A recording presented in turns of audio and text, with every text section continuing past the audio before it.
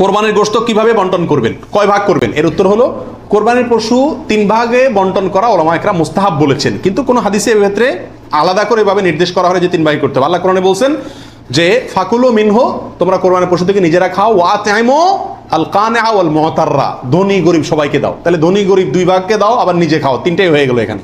এর থেকে 3 ভাগ মোটামুটি ভাবে ইঙ্গিতে বোঝা যাচ্ছে, কিন্তু এটা কোনো জরুরি কিছু না। আর সহিহ মুসলিম হাদিসে আছে নবী রাসূলুল্লাহ সাল্লাল্লাহু আলাইহি ওয়াসাল্লাম বলেছেন তোমরা নিজেরা খাও, আবার রেখেও দাও, আবার দানও করো, অর্থাৎ 3টা করা যাবে।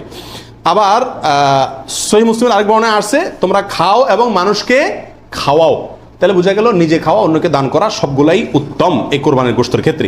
49 নম্বর প্রশ্ন হলো সমাজের ভাগ বলে একটা ভাগ প্রচলিত আছে, এটা জায়েজ আছে কিনা? অনেক এলাকাতে কোরবানি করার পরে সমাজের ভাগ উঠায় নেয় জোর করে, বা বলা ছাড়া, জোর করা লাগে না, এমনি সবাই দেয়।